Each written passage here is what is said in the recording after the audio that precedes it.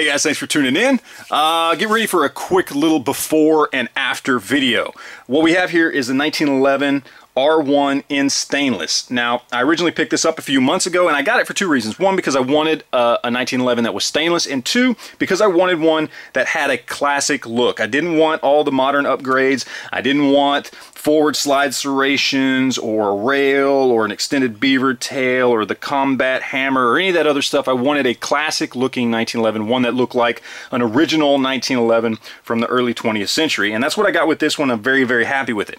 That being said, I do want to do a few upgrades to it, mostly internal, that are going to give it a little bit better performance, kind of modernize it just a bit, update it, without affecting that classic look that I really wanted. And so that's what this video is going to be. So what we're going to go ahead and do is I'm just going to jump straight to the after. Not going to go into a whole lot of detail on installing any of these parts, but I'm going to go straight to the after, show you what it looks like, show you the parts I upgraded, and we'll go from there. So here we go. All right, well there you go, all finished up. Now, really the only thing you should be able to see right off the bat is going to be the grips themselves. Got rid of the original stock walnut grips and went ahead and went with something a little more modern. Now, originally I was going to go with these as your G10 dragon scale pattern grips. They're really nice. I like the texturing on there. They look good on the gun. I can kind of get an idea what they would look like right there.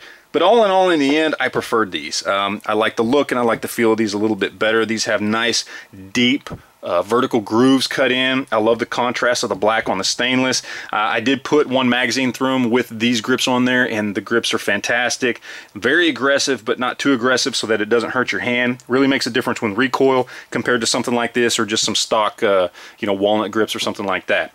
Now, internally, there was one thing I was going to do that I decided against, and that was change out the trigger. I had bought a trigger that has the set screw so you can adjust the play on the trigger. In the end, I've gotten used to the stock trigger, decided not to mess with it. Really wasn't too pleased with the trigger that I got in as far as just how it looked. It didn't look as high quality as I wanted, and like I said, I just decided not to mess with it. So what I ended up doing internally was I changed out the barrel, went ahead and went with a Storm Lake match grade barrel that is made for the Remington R1. It did require a little bit of fitting right here on the barrel hood, had to do a little bit of fitting right there, but nothing too bad. Went in pretty easily, almost drop in.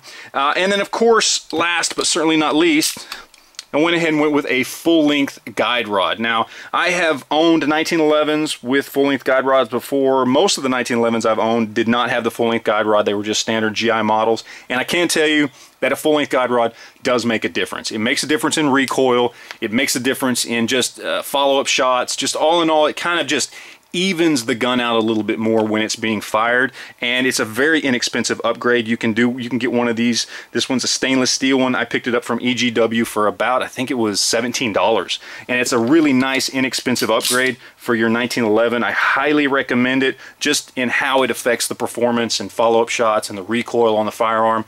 Definitely it's an upgrade I recommend. So that's it, guys.